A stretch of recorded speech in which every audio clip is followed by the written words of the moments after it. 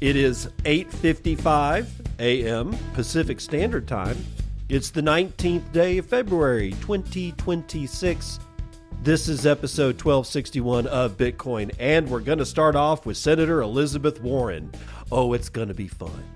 It really is, because just how idiotic this woman starting the day out with is, it's like a birthday cake that you always wished you got, but never actually got. Well, yeah, how she's come to the conclusion she's coming to start out our day is impossible for me to figure out, but I do not have the neurology of a pathological liar like Elizabeth Warren is, so let that sink in. Then Ledn, L-E-D-N, bunches of Bitcoin-backed bonds, not loans, bonds, Bitcoin bonds. They seem to be here. We'll find out more, I promise. And then we will move on to the Bundesbank, whose president wants a euro-pegged stablecoin, and he's got a reason for that. He's got a very, very, very good reason for that. And then we're going to move on to the rage. Hackers expose age verification software powering surveillance web. This is bad, and it extends much farther than we thought. It begins with Discord, but it doesn't end there. You know, the whole age verification thing that's coming with Discord? Yeah, the technology that's powering that is coming from a company that you don't want to have nothing to do with. You thought Palantir was bad. Okay, Palantir is actually probably the pinnacle of evil. These guys are definitely climbing up the slopes of that particular mountain. And then in the second part of the show, I have seen multiple references to the Goldman Sachs CEO, quote unquote, owning very little Bitcoin. And I've seen different instances of that headline all over the place. It's almost as if it's almost like journalists, while Bitcoin's having its price problems, while we're in a bear market, while nobody knows what the hell's going on with Iran, while everything seems to be just flat ass on fire, journalists are trying to figure out any potential sentence that they can string together to make matters worse. This whole owns very little Bitcoin is not even close to what the guy was actually talking about. It was in passing, and he has a completely different message as to where it was that he said this. Yet the headline is, he owns very little Bitcoin. And some people are going, see, even the Goldman Sachs CEO owns Bitcoin. It's good. This is great. And other people are saying, this guy thinks Bitcoin sucks. That's why he doesn't own very much of it. You cannot win with these people. I swear to God. I swear to God. Now, I am going to try to talk about something called Sound HSA, a Bitcoin health savings company, but I'm just not getting a whole hell of a lot of information on it. So I may pass that one up depending on what I can find before the second part of the show. Future bit. We've got a new home miner. Is it a heater or is it just a miner? We'll tell you all about it. And then remember that $21 million worth of stolen Bitcoin from South Korea? Somebody gave it back. I wonder who. We actually don't know who. It's not really going to be a surprise. But I have this sneaky suspicion that this was an inside job, and that people were getting close to figuring out maybe who it was, or somebody felt pressure and said, I want to make this whole thing go away. I'm just going to give it back and pretend nothing ever happened. That's my gut feeling. But we got to get over to Pocahontas. We got to do it, man. Check this out. This seems like she may be losing her mind. Maybe not to you, but to me, I'm like, what the hell is wrong with you? Warren urges the Federal Reserve and the Treasury not to bail out crypto amid Trump-linked firm concerns. Now, before we begin, I want to remind you that either last week or the week before, I had read at least 2 news stories that talked about, like Bessent said in Senate it was either Senate or some kind of congressional testimony, made the statement that he's not in a position to bail out Bitcoin, that the United States Treasury is just it doesn't have a mandate to buy Bitcoin to prop up the price. And I thought that that was a completely idiotic thing to actually say because, well, duh. Of course you can't. There's like none of us that actually expected anything out of the United States government would have expected that. We were kind of hoping that they might start buying Bitcoin as part of the strategic Bitcoin reserve. Of course, that shit dematerialized in front of our eyes within the first 6 months of Trump's administration. Still, it seems ludicrous to expect or think that something like a Federal Reserve or the United States Treasury would prop up an asset like that. Now, do they prop up the stock market? Oh, shit, yeah, they do. But that's been going on for so long, we're just used to it. I'm talking about new stuff. Like, I wouldn't expect the Treasury to go buy gold in case the price started falling. It just seems dumb. So let's get into the mind and the madness that is Senator Elizabeth Warren. Senate Banking Committee ranking member Elizabeth Warren has reportedly sent a letter to Treasury Secretary Scott Bessent and Federal Reserve Chair Jerome Powell, urging them not to bail out, quote, cryptocurrency billionaires, end quote, with taxpayer dollars. Warren warned that any potential bailout, quote, would be deeply unpopular to transfer wealth from American taxpayers to cryptocurrency billionaires, adding that it would also directly enrich President Trump and his family's cryptocurrency company, World Liberty Financial, according to CNBC. The letter comes as Bitcoin prices have fallen more than 50% from their all-time highs in October. The letter also came on the same day that World Liberty Financial hosted its very first World Liberty Forum for crypto executives and pro-industry policymakers at the president's private Mar-a-Lago club in Palm Beach, Florida. Senator Warren also referenced the Financial Stability Oversight Council's annual report hearing on February the 4th, during which Secretary Bessent was asked about his authority to bail out the crypto industry. During that hearing, Congressman Brad Sherman asked Bessent if the Treasury Department, quote, has the authority to bail out Bitcoin, end quote, or instruct banks to buy Bitcoin, or more specifically, Trump coin. A bemused Bessent asked for clarification on the question, stating that, quote, within the context of asset diversification within banks, they can hold many assets. Sherman also expressed concern that U.S. tax dollars might be invested in crypto assets. Quote, why would a private bank be your tax dollars? Asked the Treasury Secretary. Hold on. I got to pause. Why would a private bank be your tax dollars? Okay, I see what he's saying. All right. Bessent confirmed that, quote, we are retaining seized Bitcoin, which is not tax money, but an asset of the United States government. Senator Warren claims that that response was a deflection because Warren saw the exchange very, very differently. And she stated directly in this letter that Bessent deflected. Quote, it's deeply unclear what, if any, plans the United States government currently has to intervene in the current Bitcoin sell-off. She wrote, quote, ultimately, any government intervention to stabilize Bitcoin would disproportionately benefit crypto billionaires. Quote, your agencies must refrain from propping up Bitcoin and transferring wealth from taxpayers to crypto billionaires through direct purchases, guarantees, or liquidity facilities, the letter reportedly stated. Cointelegraph reached out to Warren and the Treasury for comment, but did not receive an immediate response.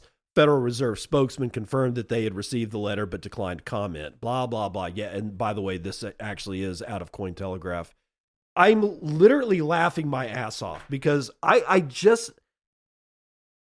don't understand how it is that Elizabeth Warren, and honestly, and also Brad Sherman, I don't see where it is that they have some kind of precedent that they're reaching for that suggests that the United States government would singularly bail out Bitcoin. It doesn't make any sense at all. There's no facilities for that shit. I mean, we already knew at the onset of the strategic Bitcoin reserve that executive order specifically states it has to be done in a budget neutral way. Cannot use taxpayer money to do it. So I'm unsure where all this is coming from, but I find it particularly ludicrous that senators at that level of the United States government, because they are both senior, not just in age, but just in how long they've been there. And the longer that you've been in the belly of that machine, the more you know exactly how it works. And not just that machine. She's not dumb. She understands the Constitution. She understands the United States legal code. There's no facility for the United States Treasury to quote unquote bail out Bitcoin. It is an asset. Can they bail out a bank? Yes, they can. But the bank itself is not really an asset. It's not like one bank is fungible with another one, and I just carry a sheet of paper around with me that says United States Bank number 1 and use it as money, right? It's not an asset that way. Bitcoin is an asset. The fact that they spent that much time, that much staff hours drafting a letter to urge the Secretary of the Treasury and the Chairman of the Federal Reserve to please, for the love of God, don't buy Bitcoin. They were never going to buy Bitcoin. So what is this? Is this them engaging in their version of senatorial FUD? Was this designed specifically to hit the news wires and scare the bejesus out of people that don't understand that the Federal Reserve and the Treasury Department cannot buy Bitcoin? And they wouldn't even if they could. They haven't bought gold. They haven't bought silver. I mean, we don't even, the gold that we are supposedly do have, we don't even know if it's there anymore. But they certainly aren't. I mean, even if they did, they would make an announcement. It would be a huge deal. And they have, for years, have abstained from saying, like, yeah, we're just continuously buying gold. We're continuously buying silver. I mean, let's say that they did. Instead of buying Bitcoin, let's say the Treasury Department decided to start buying gold. Gold prices would rocket from where they are right now, and they're already pretty damn high. Are there gold billionaires? Yes, there are. There are gold billionaires. So why isn't Warren concerned about that? Because you know who else owns a bunch of gold? Donald Trump. He's said it on many occasions. He's a hard metal guy. He loves gold. He's got a shit ton of it, most likely. I have no idea how much of it he has. But if the Treasury Department bought gold, Trump would benefit. Hell, even if they bought silver, Trump would probably benefit. Where's the concern? Why directed at Bitcoin specifically? That's a question to ponder. And here's another question to ponder. Bitcoin-backed bonds. Ledn sells $188 million of Bitcoin-backed bonds in the first of its kind deal. Micah Zimmerman for Bitcoin Magazine. Crypto lender Ledn Incorporated has sold $188 million in securitized bonds backed by Bitcoin-linked loans. Marking a first-of-its-kind deal in the asset-backed debt market. The transaction includes 2 bond tranches, according to Bloomberg, one of which received an investment-grade rating and priced at a spread of 335 basis points over the benchmark rate, according to people familiar with the matter. Jefferies Financial Group Incorporated served as the sole structural agent and book runner. Pause. The transaction includes 2 bond tranches, one of which received an investment-grade rating. I'm going to reiterate my request that if you have not watched The Big Short, it's a movie. It is a dramatization of what happened during the 2008, 2009. Actually, it's like, it spans the years like 2007 through 2009, I believe. But it's all about the housing crash, the mortgage-backed loans.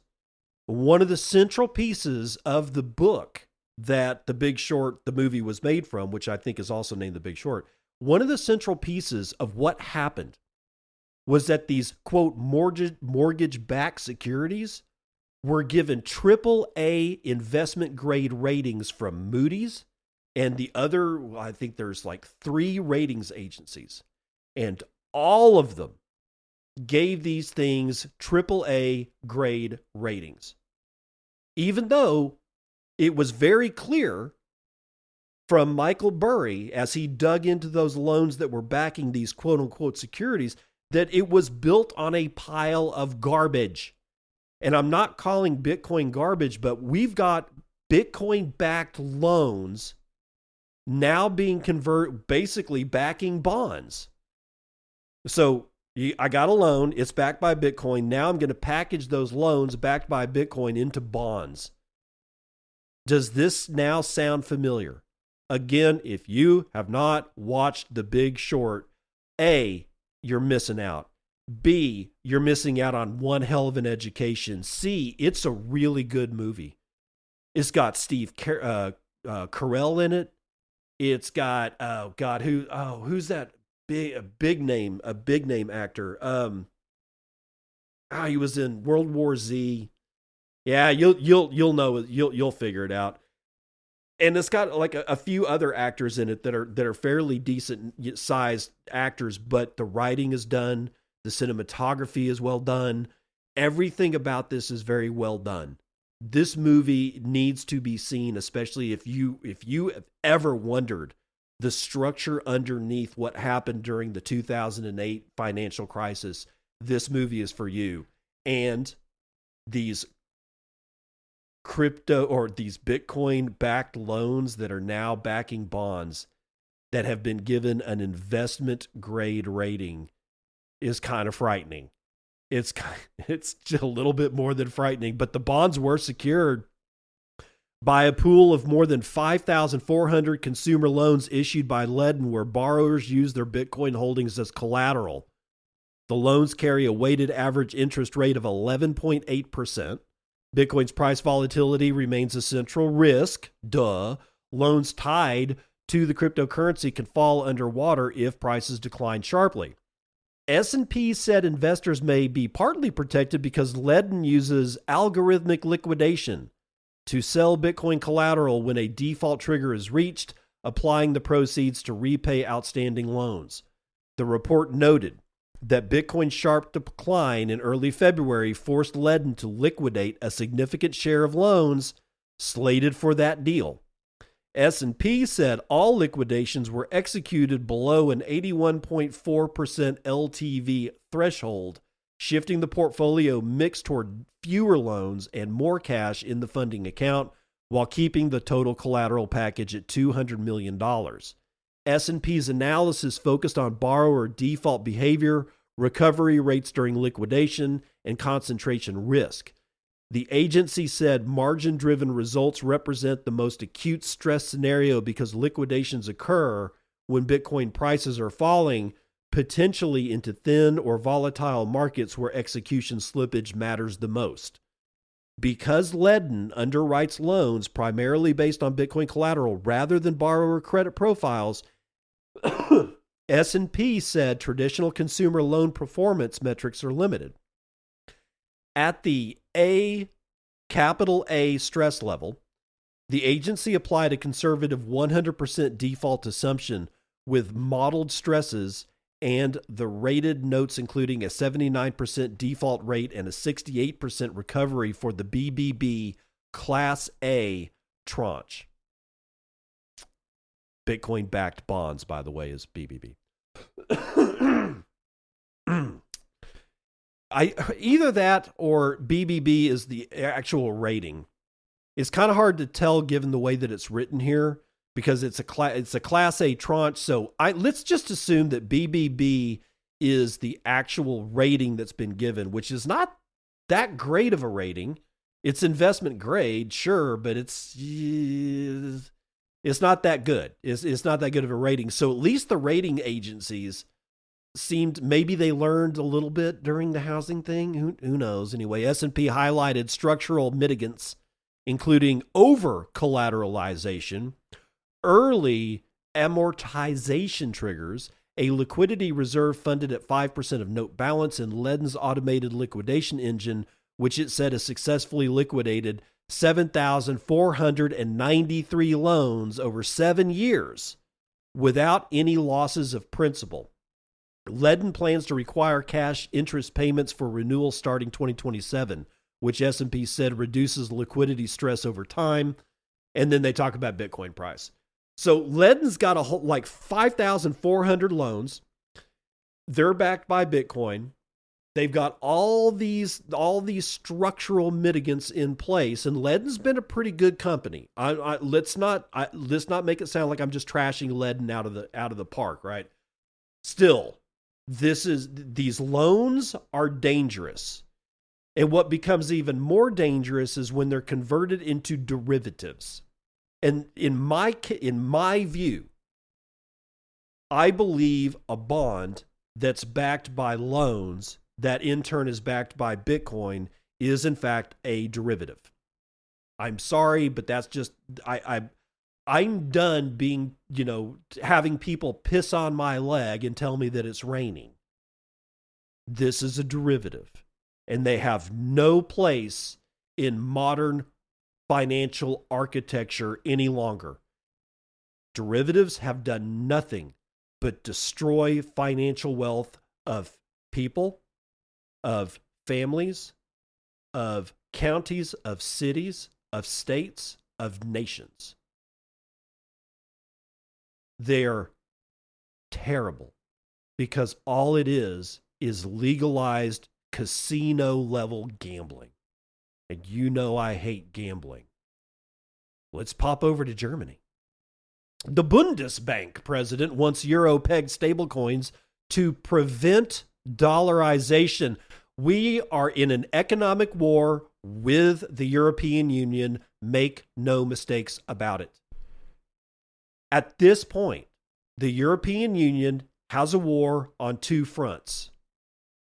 One, with their very own allies at an economic front. A physical war in Ukraine on their eastern front.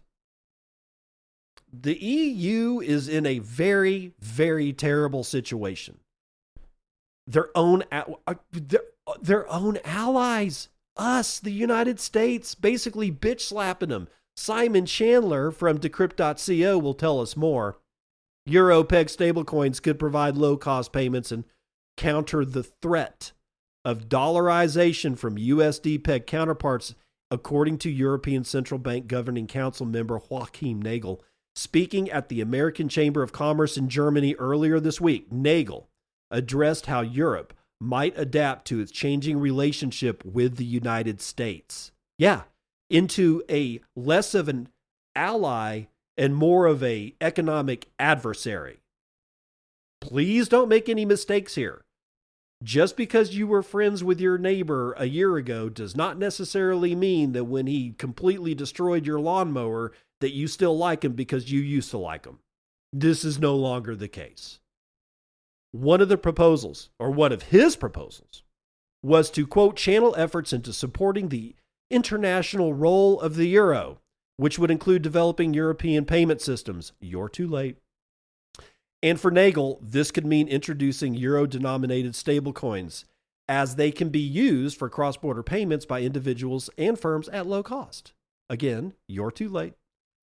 Not only could such euro-based stablecoins provide cheaper remittances and payments, but Nagel suggested last week that such stablecoins could protect against the dollarization of the Eurozone. Quote, a hypothetical replacement of a domestic currency with USD-pegged stablecoins would be equivalent to a dollarization of the corresponding economy. In this scenario, the effectiveness of domestic monetary policy could be severely impaired, not to mention that European sovereignty could be weakened, end quote. Pause. Right there. That's exactly what we're doing. And it's not going to be just to Europe. Europe's probably going to be the first body to float by on its way downstream on the river. First, Europe is too late. They wanted to do that whole CBDC. We're way beyond CBDCs at this point. We're way beyond that shit. That shit was so last week, it's not even funny. This is a brand new week, y'all. And Tether is going to be the thing that goes to Europe, and they will lose their sovereignty economically, and they will lose all kinds of other shit. I'm just saying, Europe is in a really bad situation. They're in the worst situation that they've ever been in since pre-World War II. Just think 1937. That's where Europe is right now. And that's why they're actually saying that they need to prepare to go to war. They have no other way out. Oh, man, I hate all this. I hate it. In the face of this risk, Nagel said last week that the ECB and the European central banks are considering new technological opportunities, with one of these being a wholesale CBDC, which would enable, quote, institutional actors on financial markets to execute programmable transactions in central bank money, end quote. The Eurosystem is also evaluating the possibility of using distributed ledgers for non-central bank money, including tokenized deposits and euro-denominated stablecoins. Ha ha! You're too late. According to Nagel, both wholesale CBDCs and euro-pegged stablecoins would give the Eurosystem the ability to, quote, utilize cutting-edge digital technologies to maintain our monetary policy effectiveness in an uncertain geopolitical future. Oh, I'm certain you're toast. These remarks were echoed by Nagel's speech in Germany on Monday, with the ECB official reiterating that the Eurosystem is working on the digital euro, which will be, quote, the first pan-European retail digital payment solution based solely upon European infrastructure, end quote. The ECB is aiming to launch the digital euro by 2029. Amid some disagreement over detail, with German Vice Chancellor Lars Klingbeil saying last week that CBDC's delay is, quote, harming Europe. His comments come as the European Parliament approved an amendment that would introduce an online and offline version of the digital euro, marking a shift from its earlier stance in favor solely of offline payments. Oh, you knew that was going to happen. Despite the apparent drive toward introducing stablecoins in Europe and elsewhere, some economic commentators warn that they may come with downsides.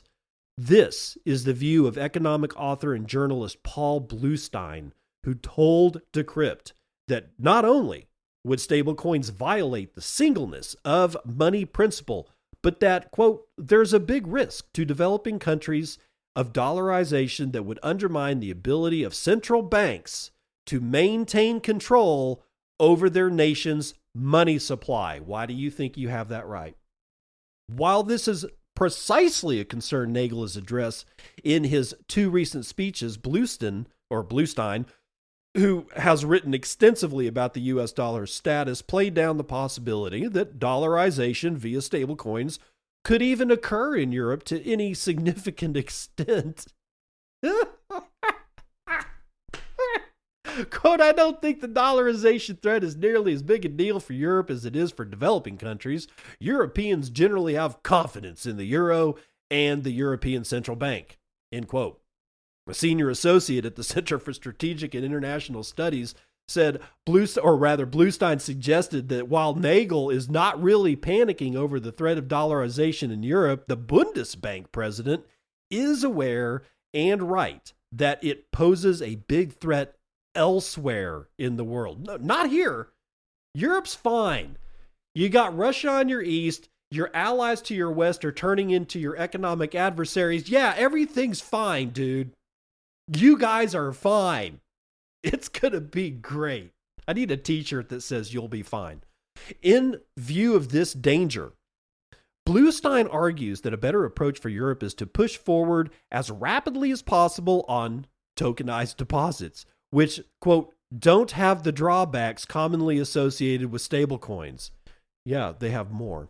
Quote, if tokenized deposits are successful in Europe, that might expose the weakness of stablecoins. Trying to beat the U.S. at the stablecoin game may be a losing proposition.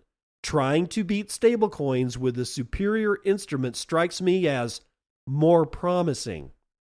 Yeah, tokenized deposits is not going to do that for you, pal.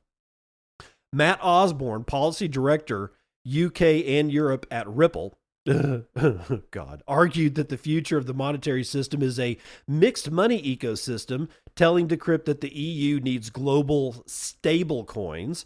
Quote, concerns around risks to monetary sovereignty are valid, but should not be overstated, Osborne told Decrypt, noting that the euro is stable and trusted and there is little reason for dollar adoption in EU domestic payments.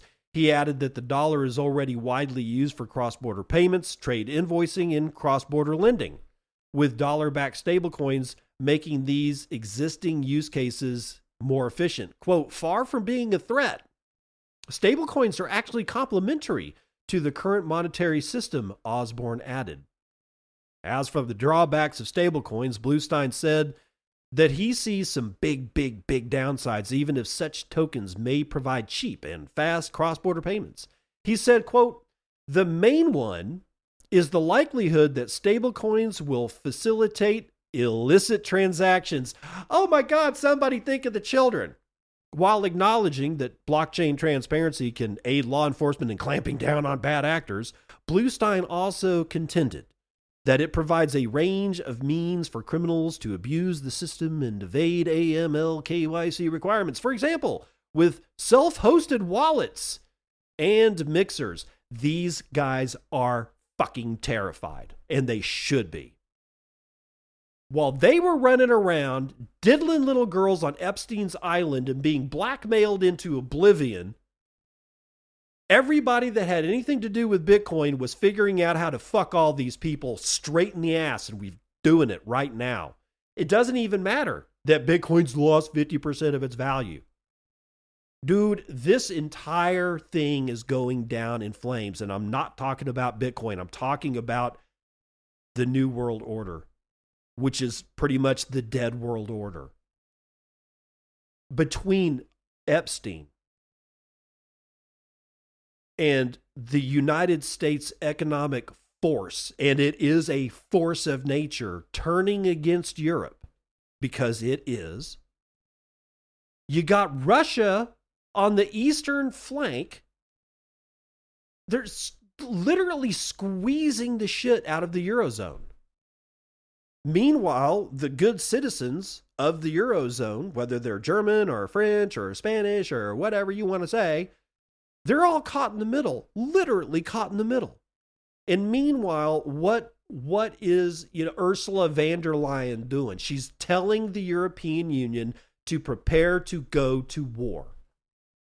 They're preparing drafts. They're talking about it, at least. That's what I mean by preparing, by literally saying you may be drafted. We're thinking about this age. We're thinking about that age for the draft. They're literally preparing for it. They got no way out. Economically, Europe is as fucked as Germany was at the end of World War I.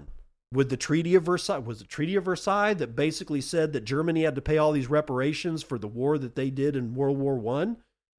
Hitler comes to power. Except now it's not just Germany, is it? No, they tied all of these countries together. This is a bad deal. This is an extraordinarily bad deal. So just be prepared for all manner of chicanery out of the European Union. But one thing is for sure. The European Union is toast. Spain really does need to be Spain again. And France really does need to be France again. Germany needs to be Germany. Belgium needs to be Belgium. These countries just need to be who they were. They didn't need any of this. They could have just traded with each other, done diplomacy, had black tie parties with each other. If they had been smart, they would have stayed away from Epstein Island, but I'll bet you a bunch of them didn't. And now we find ourselves here, not just because of the Epstein thing, but just because we're talking about some of the most corrupt people on the planet. What did you think was going to happen after decades and decades and decades of this kind of shit? Of course it was going to fail. Hell, a lot of people theorize that the European Union was specifically designed to fail, to crush Europe. And I don't know why. I never thought Spain was a threat to me. I always thought of it as, hey, one of these days I'd like to go to Spain. I'd like to go see where Pablo Picasso grew up. I'd like to go eat really good food. I'd like to meet some really nice people. And somehow or another, it's been bundled together like some kind of mortgage-backed security was given a AAA rating, and now we find out that everything underneath it is just worthless and sad. And their only worry and concern is that stablecoins are going to dollarize the European Union, and their only plan out is one of two ways: tokenizing deposits in European banks and waiting 3 years for a Euro CBDC. Guys, no. You're toast. I'm sorry. Let's run the numbers.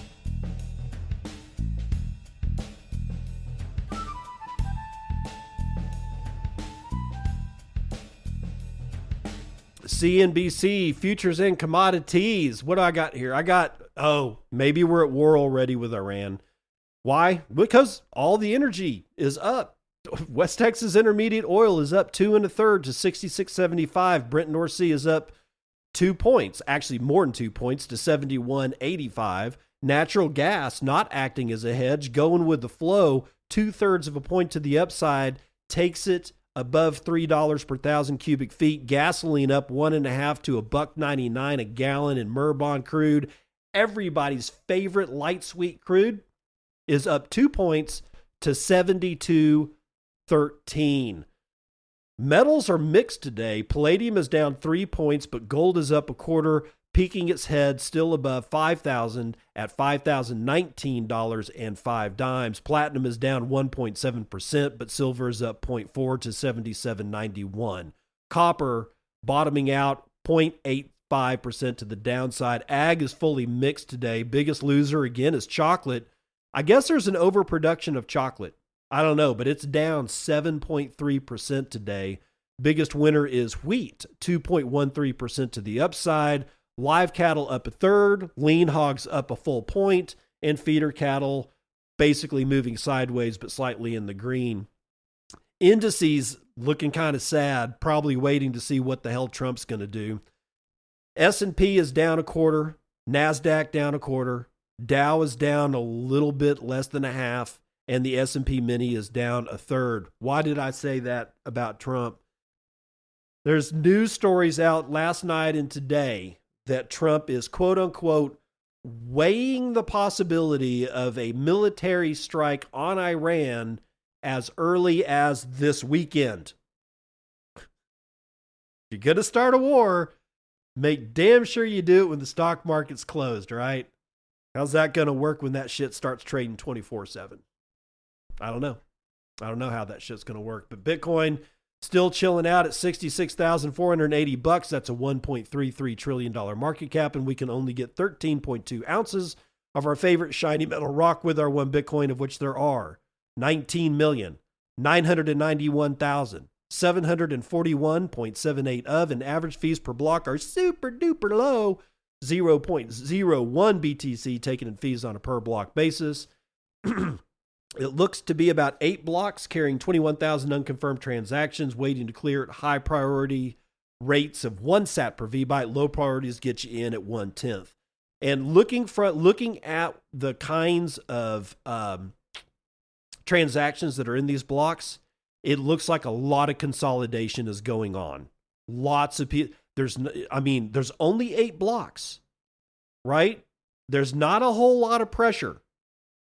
So the transactions that are being conducted at extremely low rates look to all be consolidation. There does seem to be some sales. There does seem to be some NFTs drifting around, but the majority of the space looks like it's a whole shit ton of wallets being consolidated at the same time. So just be aware. Let's see.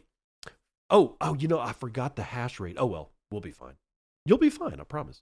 From Giddy Geeks Gamble, yesterday's episode of Bitcoin and Nick Dose with 153 says, cheers. Thank you for the 153 Satoshis, my friend. Pleb to Polymath with 210 sats says nothing. Nostr Gang with a short row of sticks says, thank you, no thank you. Paul Surnine with 500 says, thanks for another insightful episode. Love the combination of news. Oh, I read that one yesterday. Sorry about that. I guess I only got 1 donation today. Wow. Bummer. Okay, well, y'all fix that, okay? That's the weather report.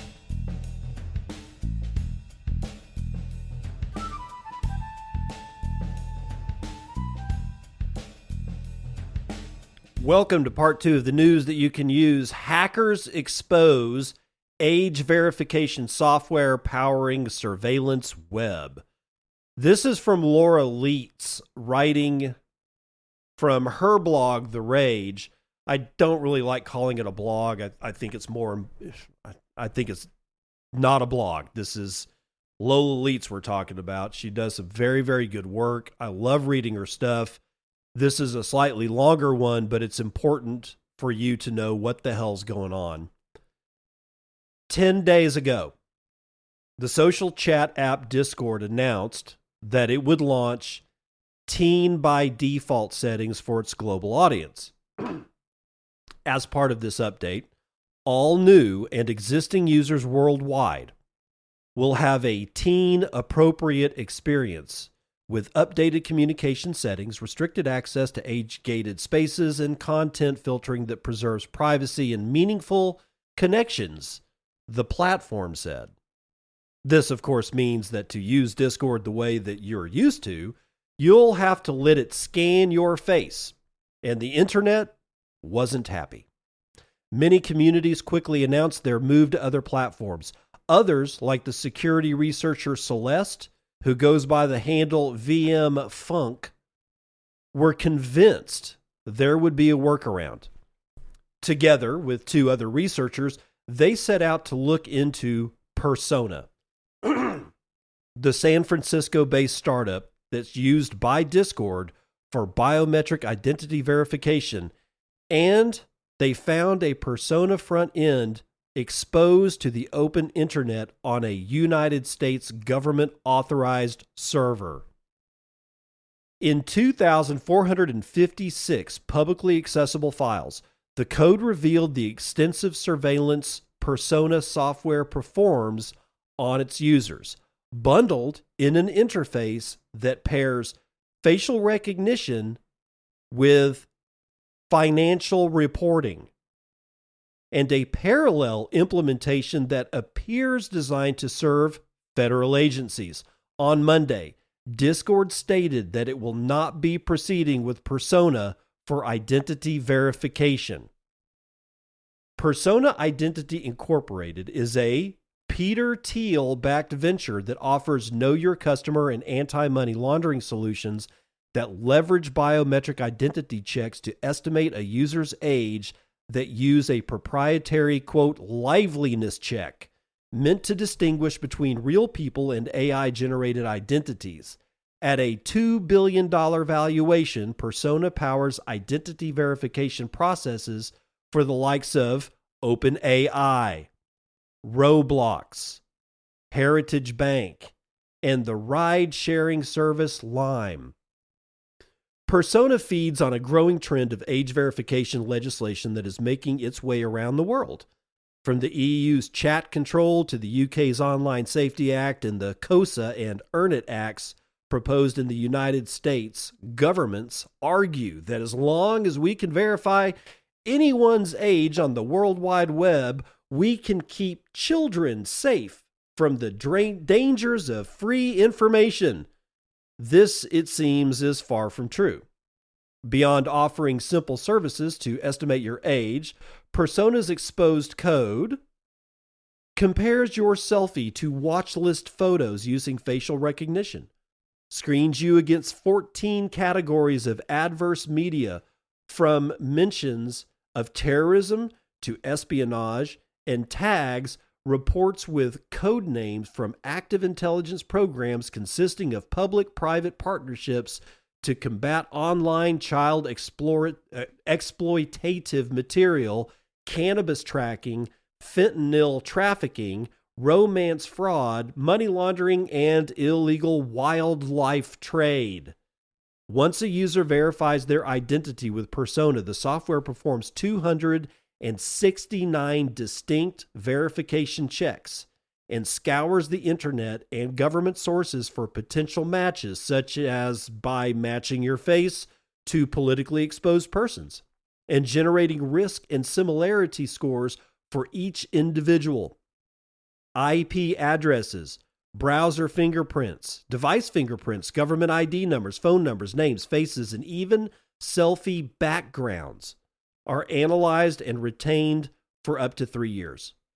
The information the software evaluates on the images themselves include selfie suspicious entity detection, a selfie age inconsistency comparison, similar background detection, which appears to be matched to other users in the database, and a selfie pose repeated detection, which seems to be used to determine whether or not you are using the same pose in a previous picture.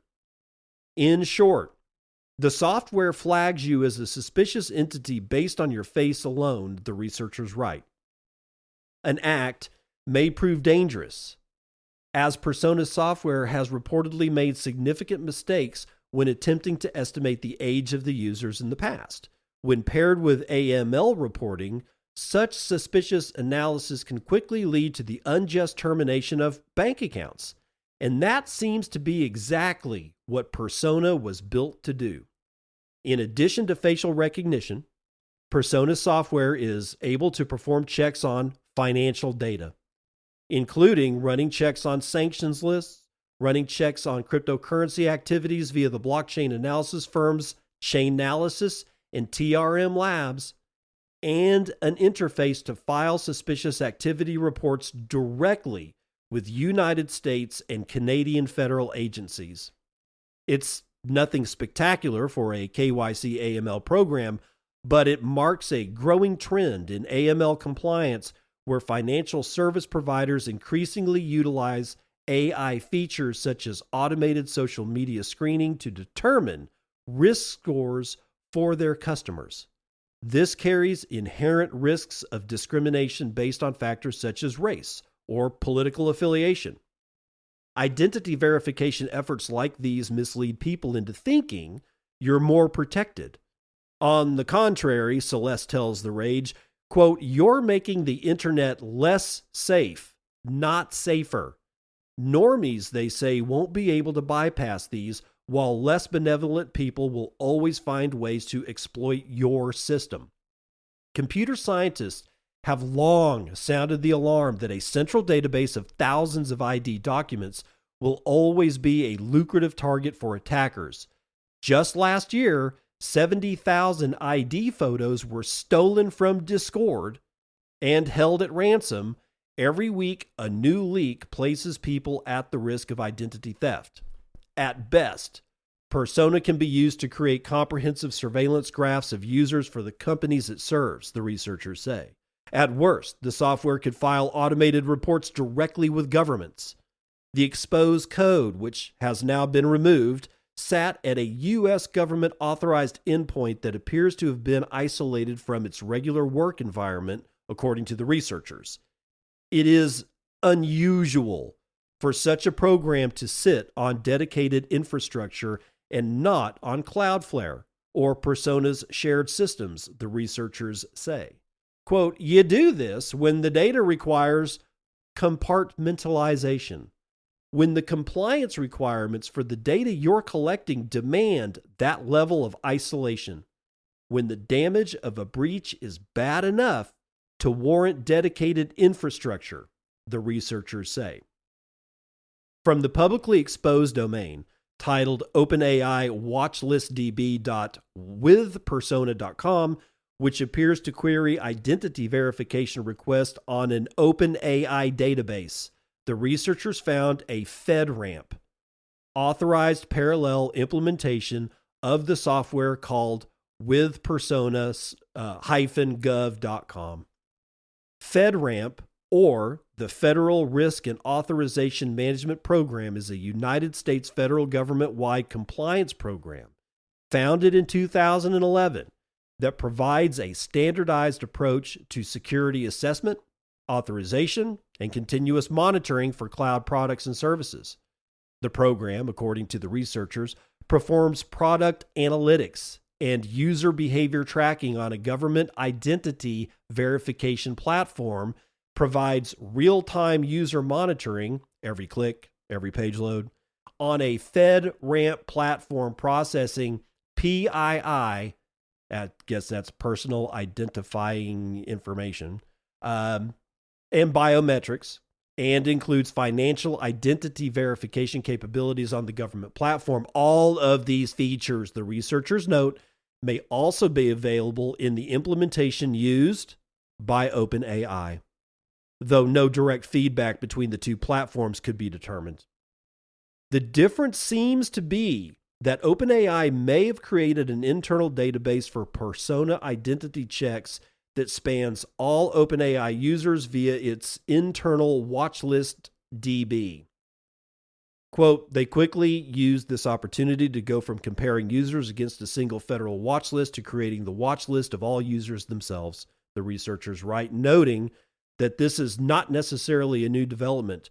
Persona's CEO has since personally reached out to the researchers, but the watch list has not been addressed, says Celeste. The government implementation, on the other hand, features data that is served by an Onyx deployment, a mere coincidence in name or a potential link to 5cast Onyx, as the researchers point out. It's an AI-powered open source surveillance platform purchased by ICE for $4.2 million in 2023. That's the same year that Persona's now exposed service first came online. 5cast Onyx offers the automated collection of multimedia data from social media and the dark web, the building of digital footprints from biographical data, and can track shifts in sentiment and emotion, assign risk scores, search across 300 and more platforms and 28 and more billion data points, and identify people with, quote, violent tendencies. Just like Persona, 5cast Onyx specifically sells its services for KYC AML to financial institutions. The researchers note that no direct link to a 5cast Onyx implementation could be found. Persona Identity Incorporated does not appear to hold government procurement contracts at this time. The entire service appears to be powered by an OpenAI chatbot that runs on the same government platform that handles SARs, facial biometrics, and watch list screenings, operators using AI chat assistants while reviewing suspicious activity reports and facial recognition matches, the researchers say. Quote, the code doesn't show PII flowing to OpenAI, but honestly, the questions about what context the Copilot has access to are worth asking, end quote. The researchers hope that their findings will serve as a wake-up call. Quote, the internet was supposed to be the great equalizer. Information wants to be free. The network interprets censorship as damage and routes around it. All that beautiful optimism. And for a minute it was true, Celeste tells The Rage. But with surveillance capitalism as the default business model, quote, they took the most powerful communication technology in human history and turned it into a slot machine that makes you sad. We're all rats in a skinnier box pressing the lever for pellets of validation. The state wants to see everything. The corporations want to see everything, and they've learned to work together, end quote. That's the end of the article. That last sentence should be the one that we really focus on. I'll read it again. The state wants to see everything. The corporations want to see everything, and they've learned to work together. That is the very definition of fascism. Now, yes, I know we've all been beaten over the head like silly little children for years and years and years with blue-haired weirdos calling everybody that even looks Trump's direction and doesn't barf a fucking fascist. That, in my opinion, that is done on purpose. These are, okay.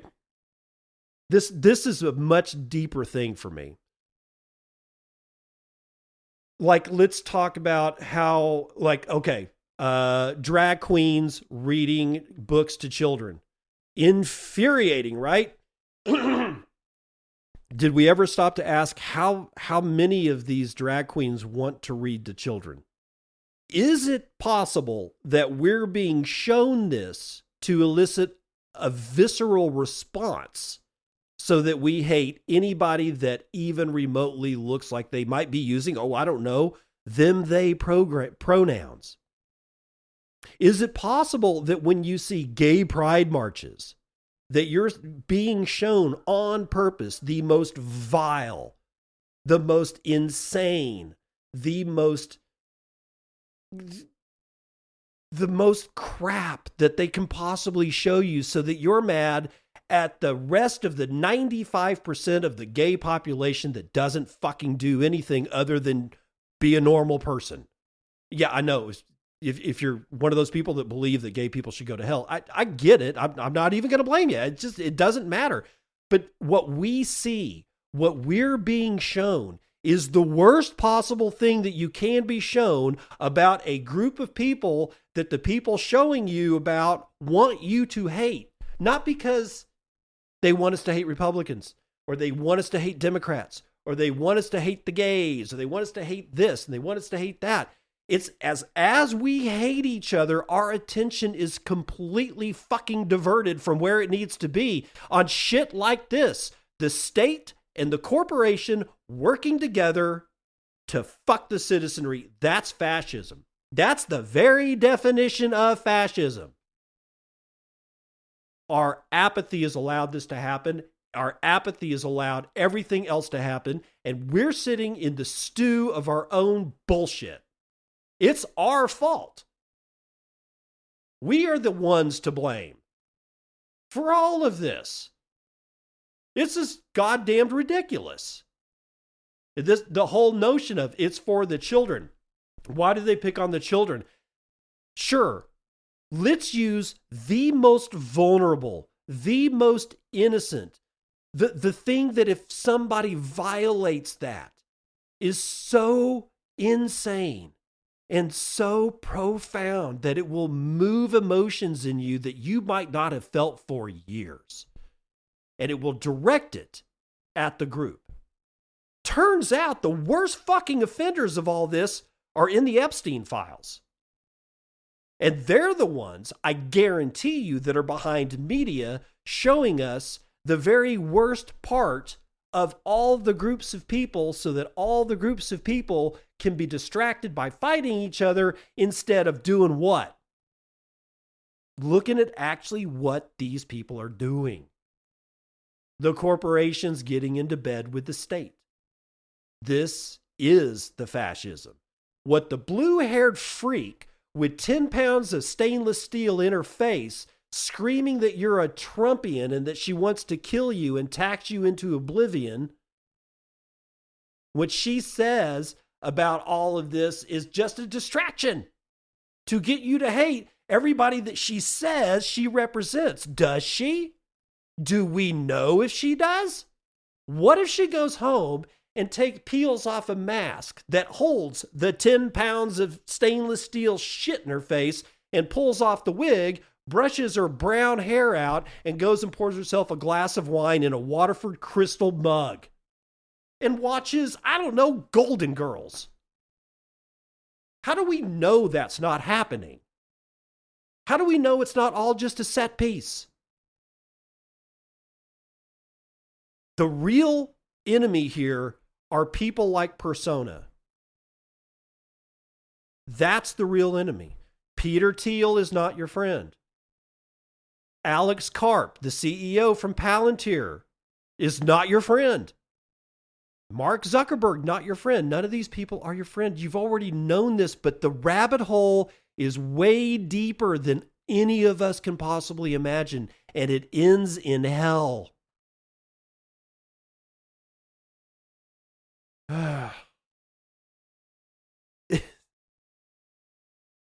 We are already over an hour here.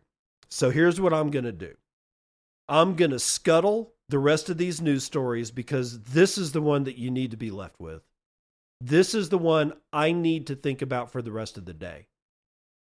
It's possible that OpenAI has more information about me and is connecting it to other people. Maybe these are the people that have what I've always wanted to have, is an ability to structure all of my Obsidian notes together and go through and scan them and find, which ones might actually connect to another one.